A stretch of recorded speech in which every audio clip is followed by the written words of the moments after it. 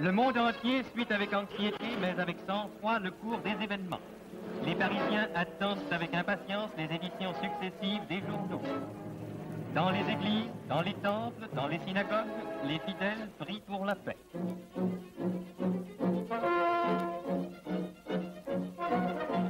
Les faits se précipitent. Le public consulte avidement toutes les sources d'information.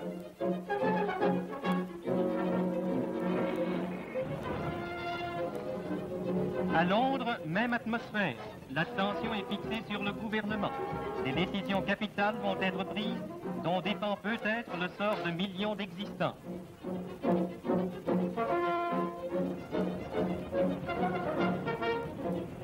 Ne négligeant aucun acte susceptible de maintenir la paix en Europe, M. Neville Chamberlain décide d'aller s'entretenir directement avec M. Hitler et monte pour la première fois en avion, accompagné des vœux de tout l'Empire.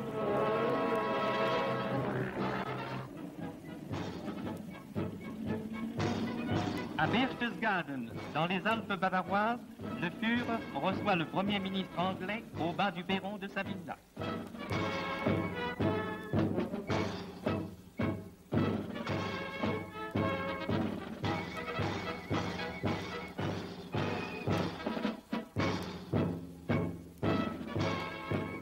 Ces deux hommes d'État vont avoir un entretien large et franc et aborderont le problème sous toutes ses faces.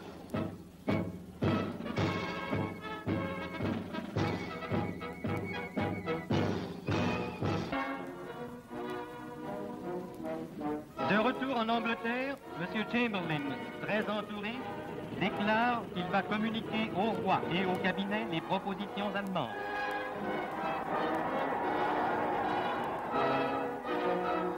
Peu après, le Premier ministre anglais décide d'inviter les dirigeants français à venir s'entretenir avec lui de la situation afin d'adopter un plan d'action commun.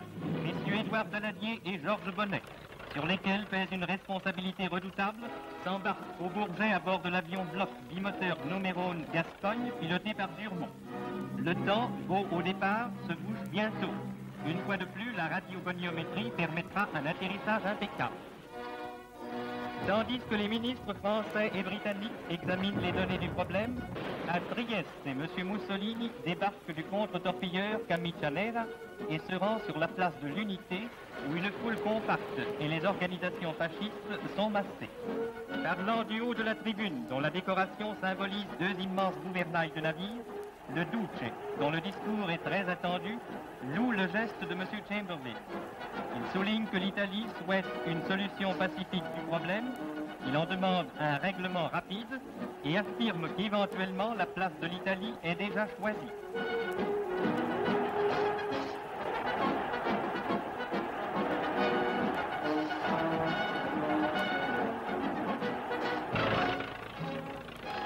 De retour en France, messieurs Daladier et Bonnet vont réunir leurs collègues du cabinet et leur feront part de la parfaite identité de vue qui existe entre la Grande-Bretagne et la France.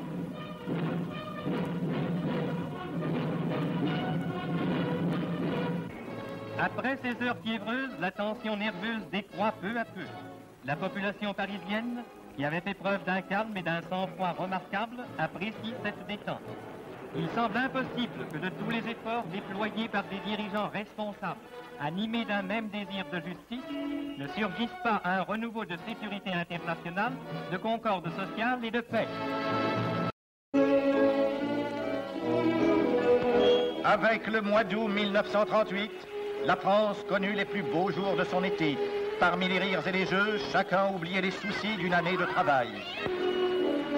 Soudain, le ciel s'obscurcit. Tous les regards se portent sur la Tchécoslovaquie où les Allemands des Sudètes, conduits par Konrad Hinlein, élèvent avec énergie de graves revendications. Sous prétexte de manœuvre, l'Allemagne mobilise 1 500 000 hommes. Un arbitre anglais, Lord Runciman, est à Prague et s'emploie à concilier les points de vue qui s'opposent. Mais brusquement, la situation s'aggrave. Au cours du congrès de Nuremberg, un discours passionné déchaîne des incidents sanglants dans la région des Sudètes.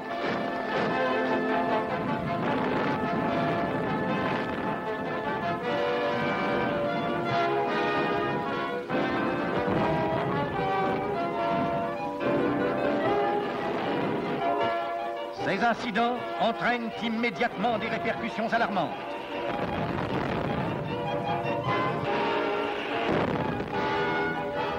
Pour éviter le pire, M. Chamberlain vient à Berchtesgaden.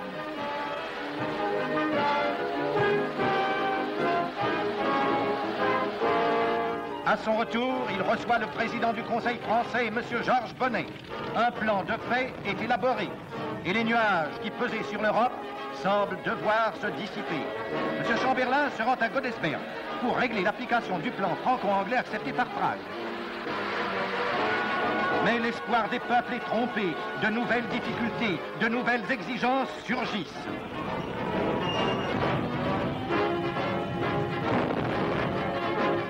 Sur le champ, la Tchécoslovaquie mobilise.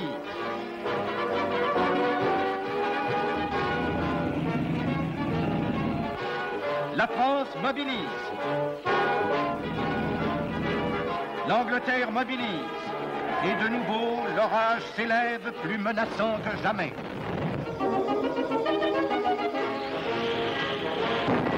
Les Français, silencieux et unanimes, se préparent à faire leur devoir.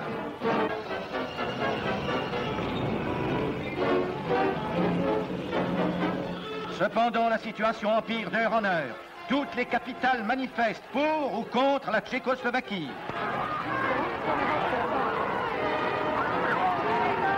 Pendant ce temps, Berlin s'apprête à passer aux actes.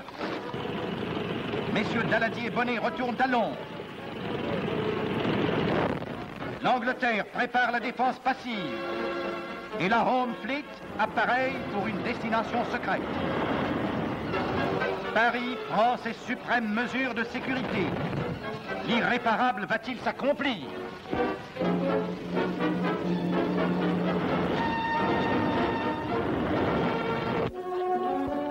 À Berlin, au Sportpalast, le chancelier Hitler prononce une violente harangue. Le monde entier est à l'écoute et son angoisse est à son comble.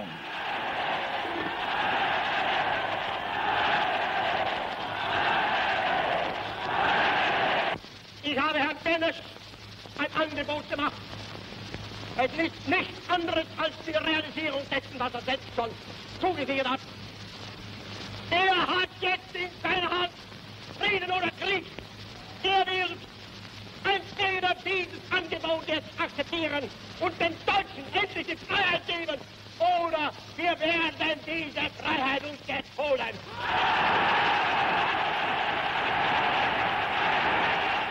Rien désormais ne semble plus pouvoir arrêter la guerre. Devant l'imminence du péril, l'évacuation de Paris commence et la défense passive s'organise.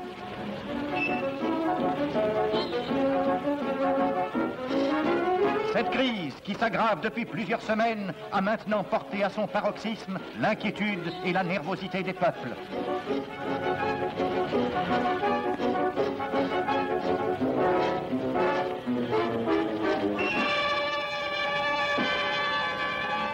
Les anciens combattants se refusent à l'idée d'un calvaire qu'ils voulaient épargner à leurs enfants.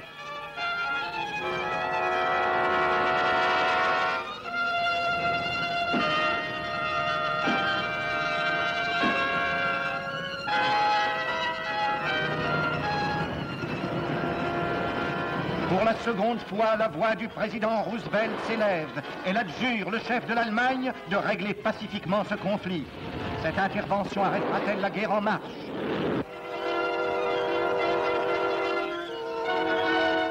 Chamberlain, après avoir téléphoné à Daladier, demande à Mussolini de parler à Hitler, lequel accepte de réunir à Munich une conférence des 4 puissances. Monsieur Chamberlain, une troisième fois, prend l'avion. When I was a little boy, I used to repeat, if at first you don't succeed, try, try, try again. That's what I'm doing. Monsieur Daladier le rejoint à Munich. Quelques heures plus tard, dans la capitale bavaroise, les 4 hommes d'État se trouvent rassemblés.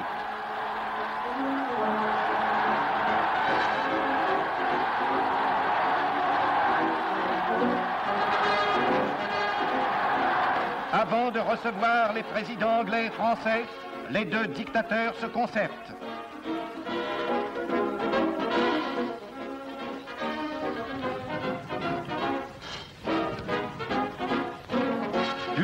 sont les travaux de la conférence.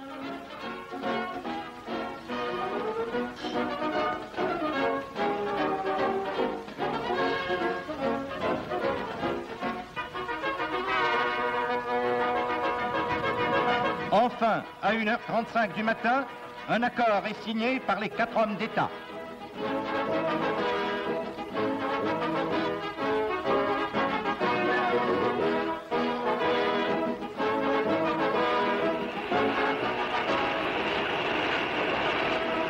Les peuples accueillent dans le délire la victoire remportée contre la guerre.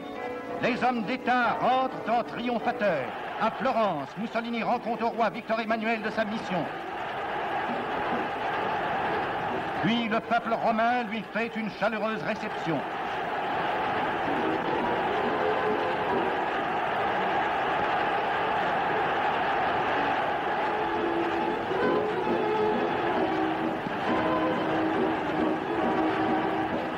À Berlin, le peuple allemand, non moins joyeux, fête lui aussi la paix.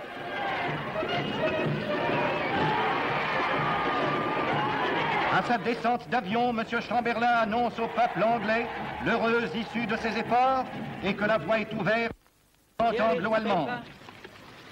Which bears his name upon it as well as mine.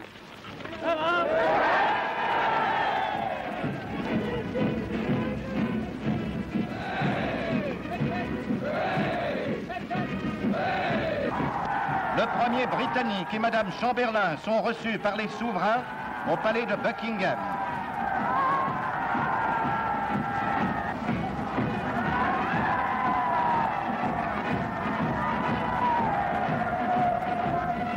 Spontanément, le peuple de Paris se porte à l'aéroport du Bourget pour accueillir le président du Conseil.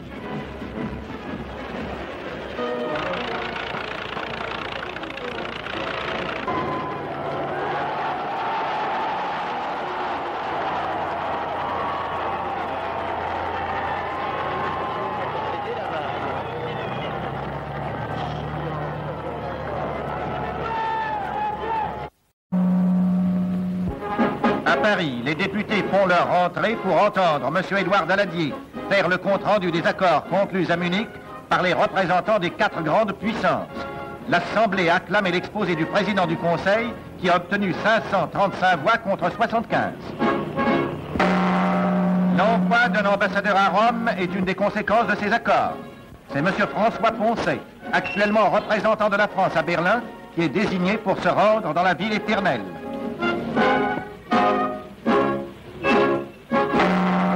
À Teschen, les troupes polonaises font leur entrée suivant l'accord conclu avec le gouvernement tchécoslovaque.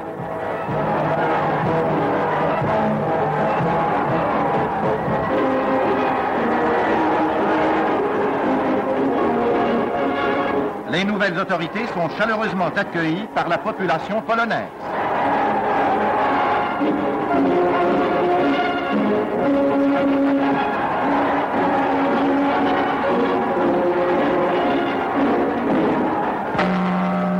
À Prague, le docteur Édouard Beneš, président de la République tchécoslovaque, qui avait été élu en 1935 après la retraite de M. Masaryk, décide de se démettre de ses fonctions. Le voici signant sa démission. Les fonctions de chef de l'État en attendant de nouvelles élections seront assumées par le général Sirovi.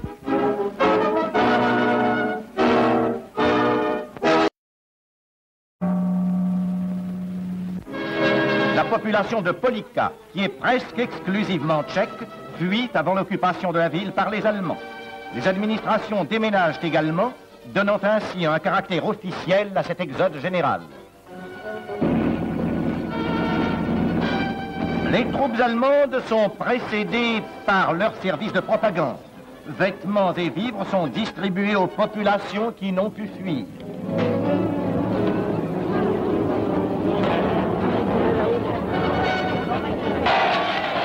D'autre part, suivant l'accord polono-tchécoslovaque, le maréchal Śmigly-Rydz prend possession des régions cédées à la Pologne, région que M. Beck, ministre des Affaires étrangères, vient à son tour visiter.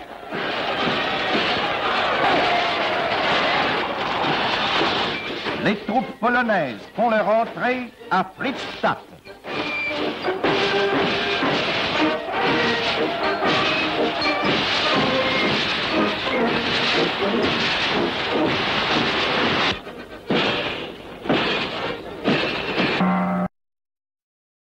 le nombre des réfugiés fuyant devant l'occupation des Sudètes par les troupes allemandes dépasse toutes les prévisions. Les services de secours ont dû transformer plusieurs établissements publics en dortoirs. Sir Henry Twyford, Lord maire de Londres, et Sir Malcolm, haut commissaire de la Ligue pour l'aide à la Tchécoslovaquie, viennent d'arriver à Prague. À Komarov, les délégations tchécoslovaques et hongroises sont réunies pour discuter les conditions de rétrocession à la Hongrie des régions habitées en majorité par des populations magyares. Au moment de l'ouverture officielle des négociations, la ville frontière de Satoral, Jaojeli et celle d'Ipolisag ont été occupées par les troupes hongroises.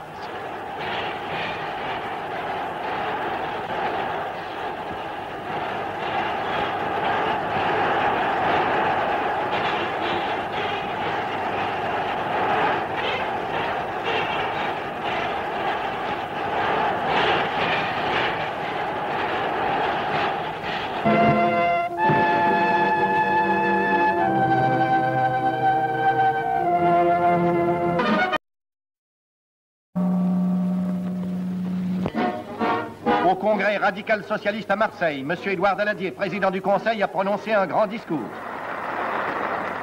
Il m'arrive de me demander, à la lueur du soleil couchant, si la route que j'ai prise est la meilleure et s'il n'y en a point d'autre. Mais aujourd'hui, j'ai choisi ma route. Pour comprendre combien dans ces dernières semaines la paix du monde a été menacée. Je ne retracerai pas devant vous l'histoire de cette crise européenne qui nous a menés jusqu'au bord de la catastrophe. Et je n'ai pas davantage besoin de vous dire au prix de quels efforts et de quels durs sacrifices nous sommes arrivés à surmonter cette crise. Ce que je tiens à affirmer une fois de plus devant vous, avec toute la force dont je suis capable, c'est que pour l'Europe, pour la civilisation européenne tout entière, pour notre idéal de liberté, pour notre pays, pour la Tchécoslovaquie elle-même, dont je parlerai avec clarté tout à l'heure, la situation qui résulte des accords de Munich est préférable à la situation qui existerait aujourd'hui si nous n'avions pas évité la guerre. Pour moi, je ne tolérerai jamais une politique qui serait animée d'un esprit rétrograde et qui aurait pour but de réduire le bien-être ou la liberté des travailleurs. Mes citoyens, la République française, dont la patience a été peut-être excessive, veillera désormais à rendre impossible toute entreprise, quelle qu'elle soit, qui ne surgirait pas des profondeurs elles-mêmes de notre patrie. Si par hasard devait se produire un jour contre elle une tentative de violence, les citoyens de France, l'armée, toutes les forces vives de la nation se lèveraient pour la briser et la briseraient en effet.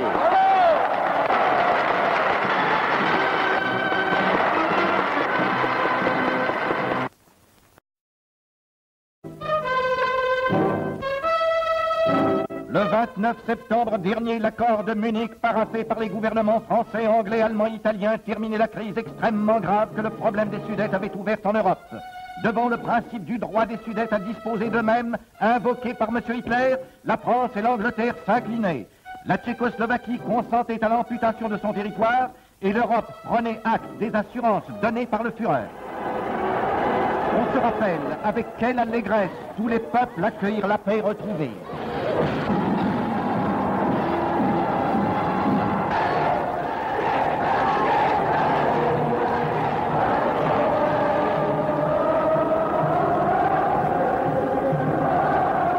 L'indépendance de la Tchécoslovaquie était sauvée. Elle allait revivre, force de ses traditions historiques, du souvenir des luttes millénaires qu'elle avait menées contre la tyrannie depuis les premiers rois de Bohême jusqu'à Masaryk. Forte aussi de la ferveur de son patriotisme, de la fierté de sa jeunesse, de toutes les vertus de la race slave.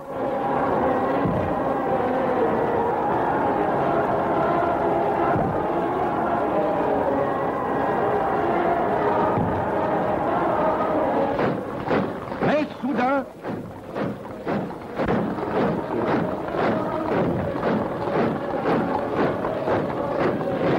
un attentat inqualifiable a été perpétré contre la Tchécoslovaquie. Par sa seule volonté, l'Allemagne a envahi le pays dont elle s'était engagée à garantir l'existence. À l'heure même où M. Hacha, président de la République tchécoslovaque, et M. Chvalkovski, ministre des Affaires étrangères, venaient rencontrer à Berlin le chancelier Hitler, des troupes de la Reichswehr franchissaient les frontières tchèques, entraient à Brünn.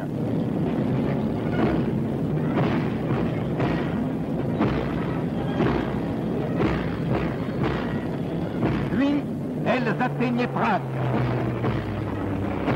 Nous estimons nécessaire de rappeler que les documents filmés présentés ici sont de source allemande.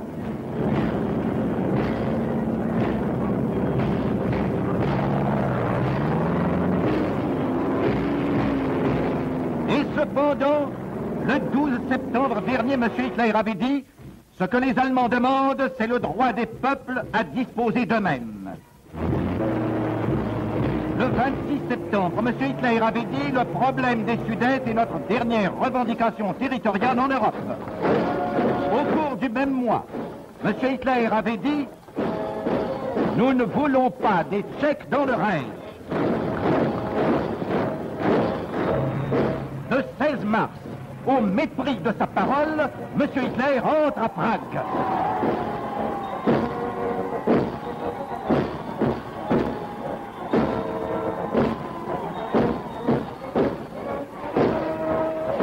Les Allemands ont trouvé en Tchécoslovaquie 3 milliards d'or, 750 avions et de nombreuses usines d'armement.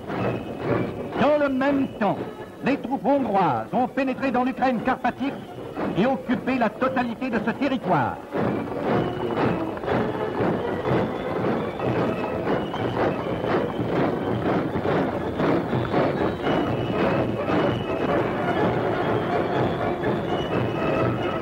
La Hongrie a ainsi réalisé la frontière commune avec la Pologne.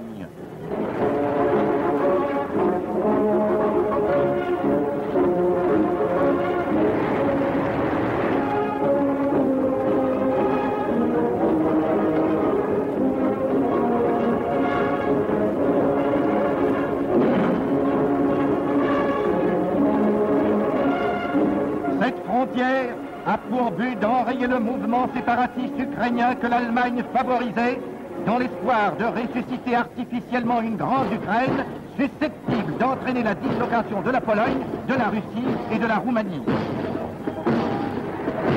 Quoi qu'il en soit, la mainmise de la Hongrie, amie de l'Allemagne, sur l'Ukraine carpatique facilite au Reich l'accès des gisements de pétrole roumains qui fournissent annuellement un tonnage double de celui dont il a besoin.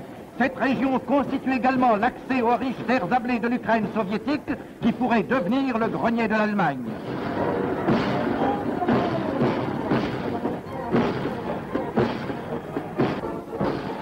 Après son coup de force, M. Hitler est revenu à Berlin. Une réception triomphale avait été organisée par l'état-major de son parti.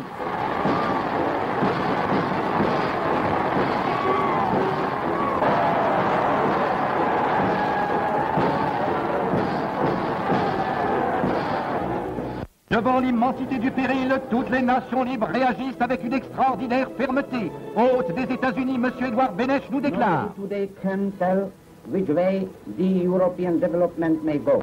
It will be again a great struggle for either the downfall or the victory of freedom, democracy, and the dignity of the human individual. À Paris, d'émouvantes manifestations ont lieu, l'une devant l'Office du tourisme tchécoslovaque.